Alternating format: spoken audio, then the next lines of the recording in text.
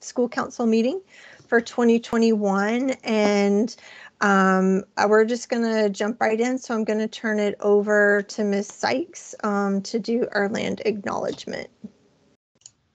Thank you so much. I wanted to start our time together by grounding us in our recognition of our place as most of us anyways, as colonial settlers, but what we are all treaty partners. So the Hamilton Wentworth District School Board acknowledges our presence on ancestral Anishinaabe and Haudenosaunee Confederacy land as determined by the Dish with One Spoon Treaty. The Dish with One Spoon Wampum Belt represents the treaty relationship between the Haudenosaunee Confederacy and Anishinaabe with respect to sharing the land and resources thereon. The intent of this agreement is for all nations sharing this territory to do so responsibly, respectfully, and sustainably in perpetuity. We respect the longstanding relationships with the local Indigenous communities, the Mississaugas of the Credit First Nation, and the Six Nations of the Grand River. And if I can just add just a thought for our parent and community partners out here, that we at Bernie Custis, we are endeavoring to seek our knowledge base and our participation in truth and reconciliation. And we enter the space humbly and honestly, knowing that we have much to learn and much to do in areas of listening to our Indigenous nations.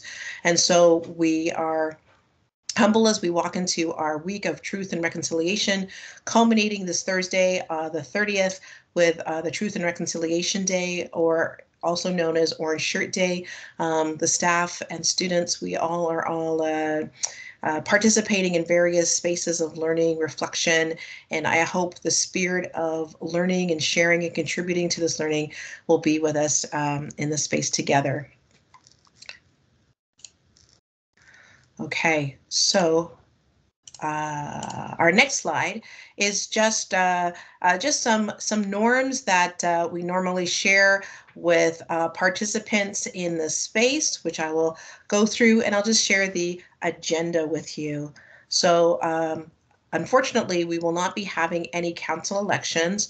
There were no nominations at this time, but we do invite parents, guardians, our community partners to participate in our meetings moving forward. At the end of our time together, I will be sharing with you the dates of our council meetings with hopes that more of our parent guardian community will join us.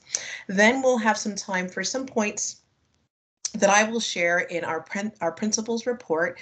And then towards the end of our time together, we have a guest speaker. One of our math educators, Darren Green, will be sharing just some really great points on helping parents understand distributed mathematics and this delivery, its history, some really amazing points to share. So we're looking forward to Mr. Green to join us.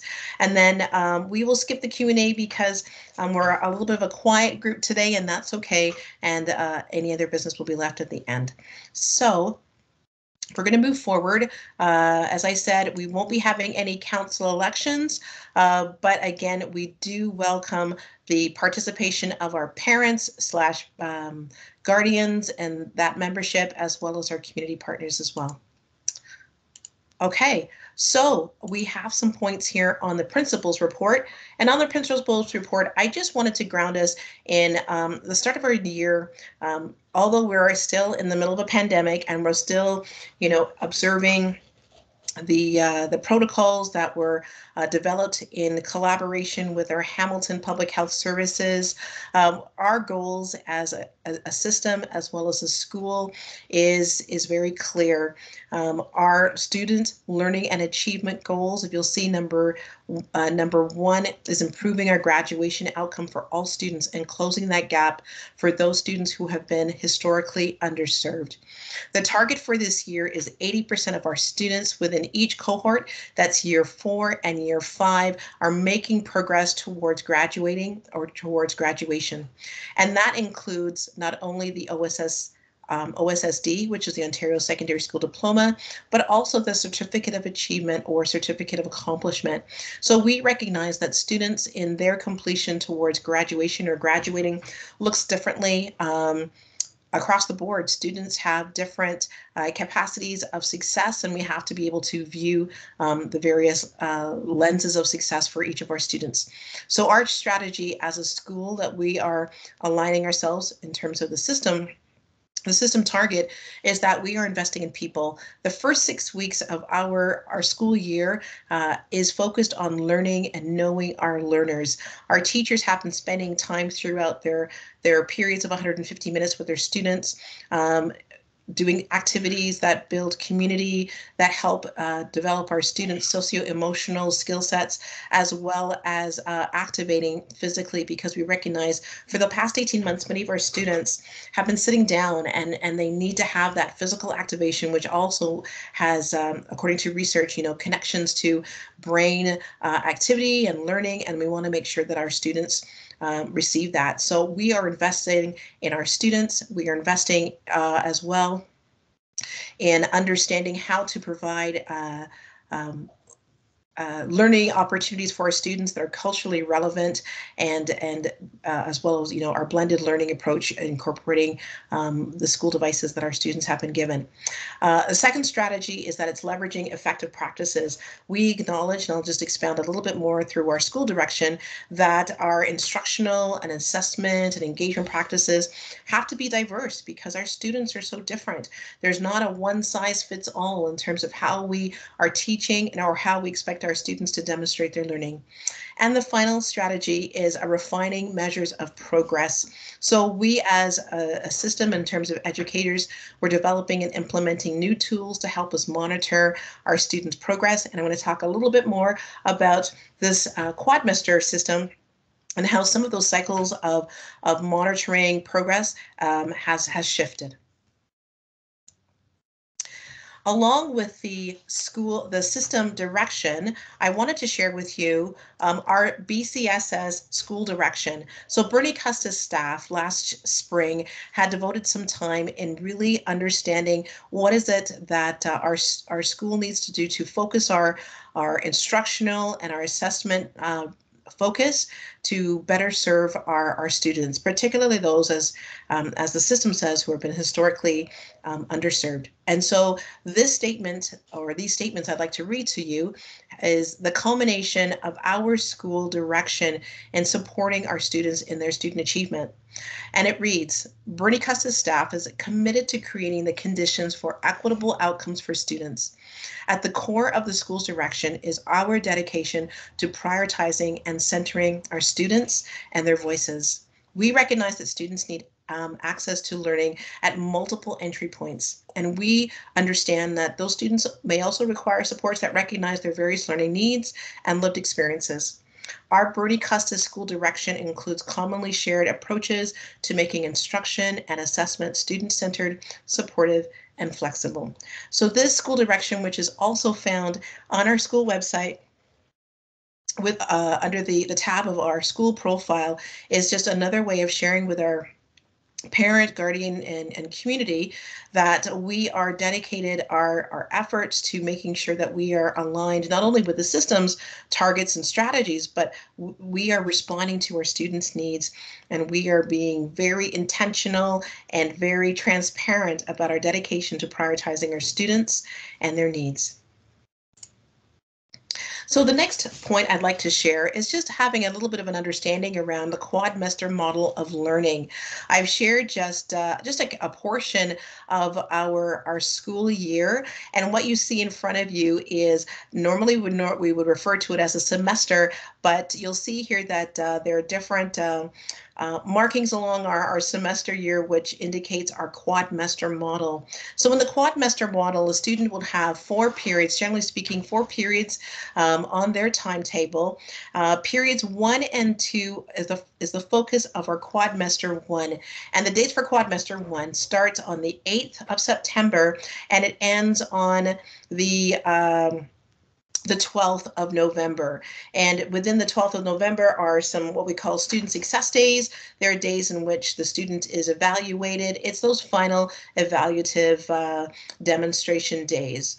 And the first day of quadmester 2, and for quadmester 2, students periods 3 and 4 will be taught, and that starts November 15th, and it ends on February the 1st.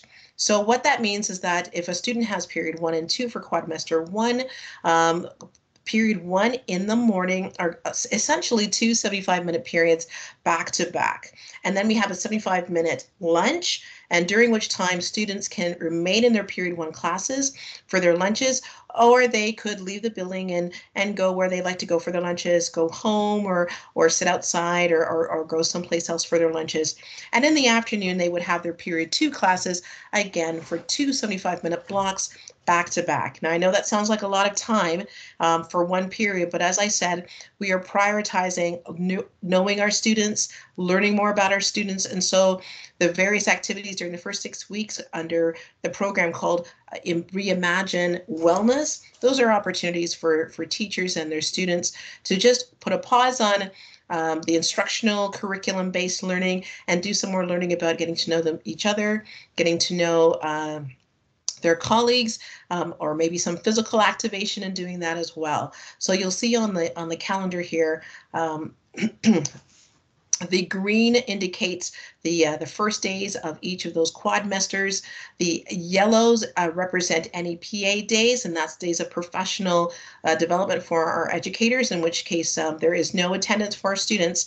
The purple are learning days, and the are the evaluative days. So we will provide more information on our school website, as well as sending out information to our parent community through School Messenger.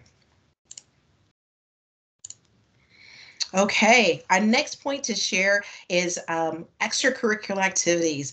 And the good news is that they are on. If your students haven't already told you, we have many sports that are running this fall season, as well as the startup of some band and clubs and student associations, such as the Muslim Student Association, as well as Student Council. We're very excited to see our students not only being active, but being actively involved. Again, we are closely following and adhering to the protocols that is collaboratively developed with our Hamilton Public Health Services, and students are able to participate in spaces such as outside where they are physically distant, or if they are inside, we do contact tracing. We take attendance of our students for contact tracing purposes. Our students have to wear their masks, but we are engaging with our students. Many of our staff members are acting as caring adults and coaches and mentors for the many activities. So if you have any questions at all about helping your student get involved, please contact the school. We're happy to help. The next point is around our preliminary reports. And as I said, in viewing at our condensed school, what used to be called semester, but now our 2 quadmesters, our dates for preliminary reports have been truncated. Normally, parents would see a preliminary report from their student, which indicates whether the student is progressing well, whether they're progressing, or whether they may have progressing with some difficulties, in which that's a good indicator that it's still early to support your student, have some questions answered around what can be done to support your students and get your students on track. With the quadmester model being truncated, the preliminary reports will be sent this week and paper copy to our students by the end of this week. So please look forward to having a chance to get a look at your students' first 2 periods, that's periods 1 and 2, the AM and PM classes, in terms of how are they doing so far, and it's based on your students' learning skills. Again, the preliminary reports will be coming home by the end of this week. All right, the last point I'd like to share in this report is our urban priority funding. For any parents who are new to the Bernie Custis community, the urban priority funding is ministry funding that is given to specific schools in geographic areas where there are some indicators, multiple indicators of need. And so we have been gifted with this funding for several years, and prior to Bernie Custis, the school community at the one of the previous high schools at Sir John A. Macdonald was given this funding. And this funding is used not only to supplement and support the addition of additional staff members, such as student success teacher, additional mentoring EAs, as well as our social worker, and in addition to that, our John Howard Society worker, but it's also funding that is used to promote and support various student activities and initiatives that help our students who have been historically underserved to achieve. And so some examples might be supports to our Positive Space Club, to our Black Youth Council, our Muslim School Council. It also supports math tutoring. It supports release time for our educators to have professional development to better serve our students. So more details to come at our next school council meeting in terms of our urban priority funding. And at this time, I'm just going to turn it over to Mr. Green. Mr. Green leads our math teachers in this new grade 9 math course. He'll tell you all about just what is new, what is not so new, and the ways in which we're trying to engage our students. So I'll hand it over to you, Mr. Green. All right, thanks, Ms. Sykes. We can go to the next slide there. So this year, as many of you have heard, is the provincial government of Ontario chose to change the way we do grade 9 math for the first time in over 20 years. So it was pretty interesting.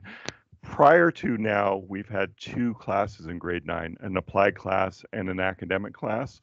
And for equity reasons, it was decided that it would be best if we had one class, because it was noticed statistically that a disproportionate number of Black, Indigenous, and female students all ended up in the applied course, which was not the intent of the course, obviously.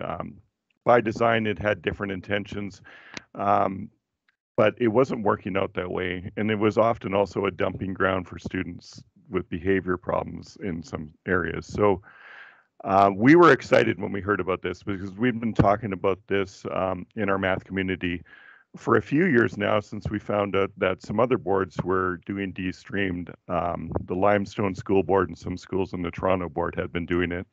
And it was pretty exciting results in improved achievement that they were seeing in the kids. So next slide, please. Thank you very much. And so the way it was, and I'm going to just, I got notes on my page here, is it in grade 8, the students would have to decide what, in conjunction with the grade 8 teachers, what class they would take, academic or applied. And this had a negative effect of it could lock them into or more out of a university pathway before they even hit high school. And often the selling point was applied math is the easier math, academic math is the harder math. And so at that age, what teenager is going to take a harder math course? And so you had kids getting into the wrong math course for the wrong reason.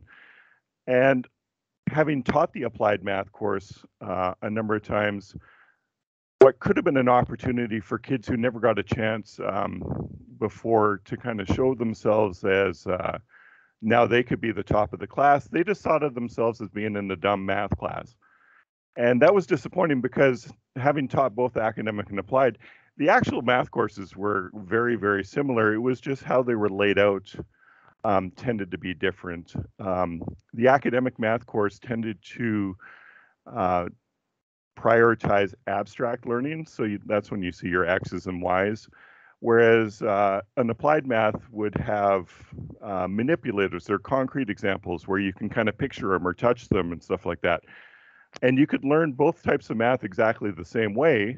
And it turns out the grade 9 mind is right at the cusp of where you go from the concrete skills to the abstract skills. And so if someone's a little bit behind, whether due to late birthday or just didn't pick it up as quick as other ones, that's where you might see that problem. But there are solutions other than having 2 different math classes that can be used. And one of them is just kind of making a more gradual entry.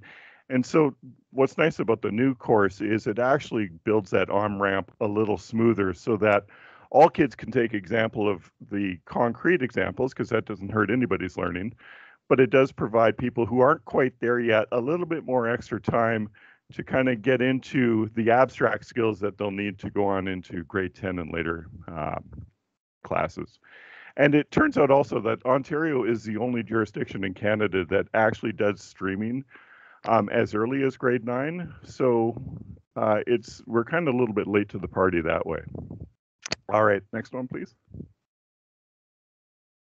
So basically, the course in its core kind of math skills still aligns with the grade 10 math class, both grade 10 math classes, and applied and academic. There is talk of de-streaming up until grade 10. I haven't heard any serious talk yet, but like it's just rumors are out there that it may happen. I think it could possibly happen quite easily because the grade 10 curriculum, like the grade 9 curriculum, is a very similar course, just kind of taught in a different way. However, they did cut a number of things out of the grade 9 class, and it's mostly due to redundant stuff about lines and some algebra related to that. And they replaced it with coding because coding is a very mathematical type skill that I think all kids would benefit from becoming more aware about and increasing their options. There's numerous jobs in coding. And if students aren't exposed to it early, then sometimes they can miss the boat on like an opportunity they might really love. And in my experience, kids really like coding. And so making them aware of it, I think, is a great thing. Financial literacy, it's been said since I started teaching that we should have way more of that in the math curriculum. So fortunately, we now have financial literacy area focused on budgeting and how to adapt budgets to like changing life decisions. So I haven't taught that yet, but I'm looking forward to that part. I know I've taught it in later years in other classes. And then data literacy, which I think is also important for teaching students critical literacy skills, like how to look at the news and understand when they use statistics, what these things really mean. So not just trusting anything they come across, but when they're shown data, is the data meaningful and what does it mean and how they can kind of calculate their own data decisions. Next slide, please. Now, there is still another grade 9 math class. It's the MAT 1L class, or sometimes called the locally developed class. If we have students who are not quite ready for the D-Stream grade 9 class, because some students have fallen a bit too far behind, it is an option, a course that actually doesn't have a defined curriculum.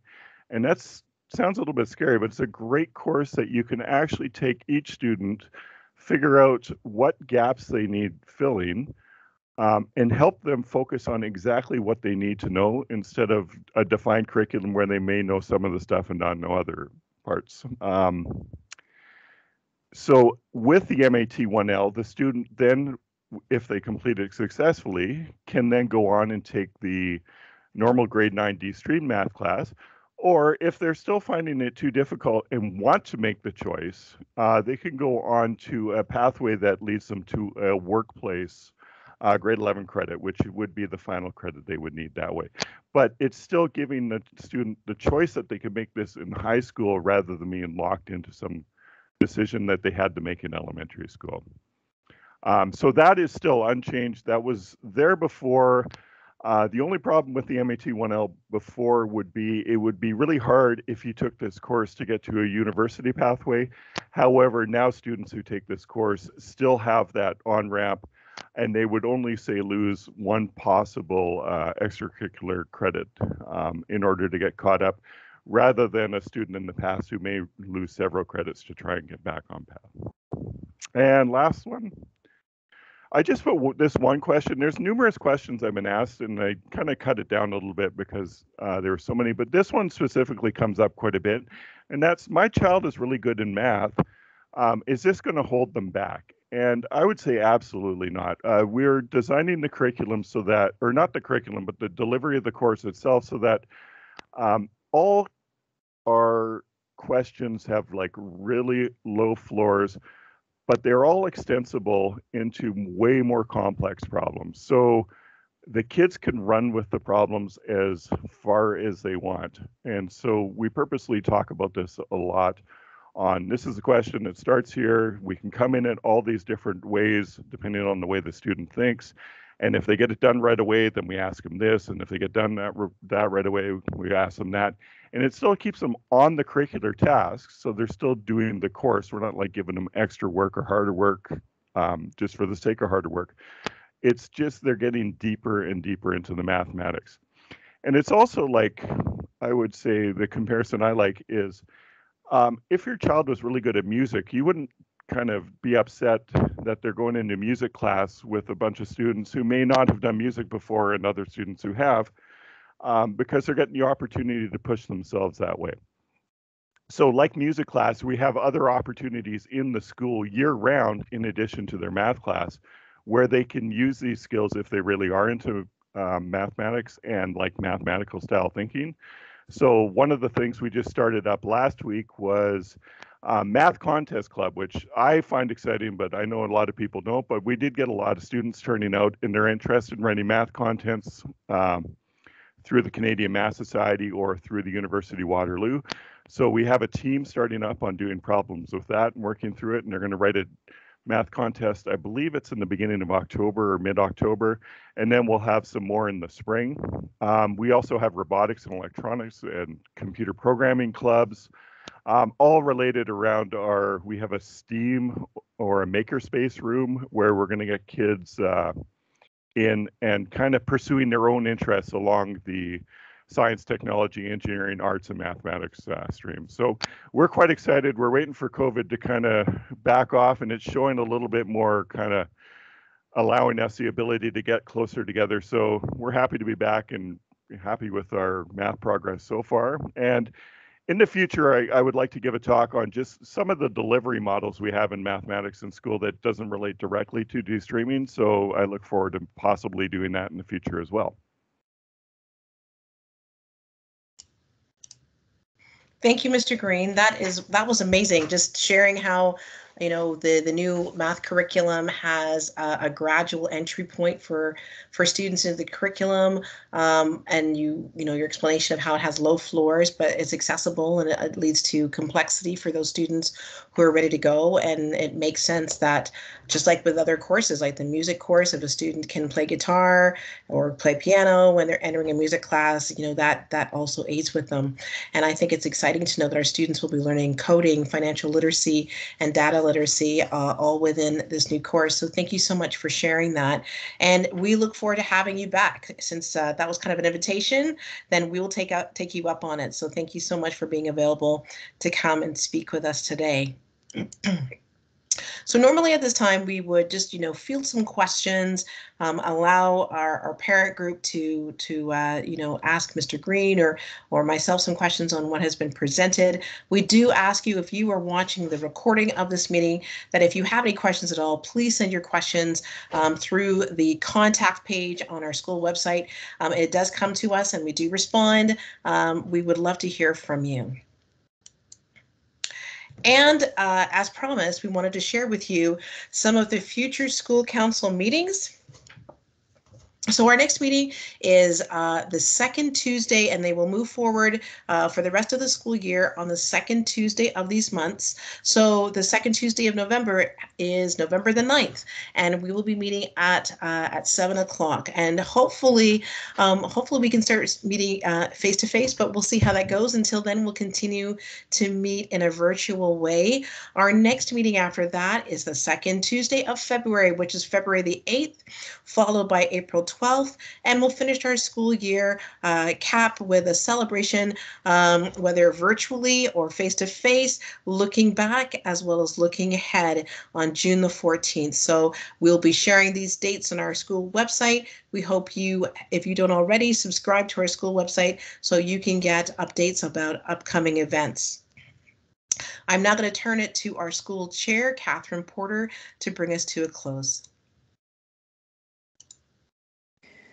Thank you so much, everybody, and we're looking forward to the next one. And again, if you missed this meeting and you've caught up online, we'd love to have you join and share your thoughts and really figure out how to grow our school council community this year. Thank you, everybody. Bye.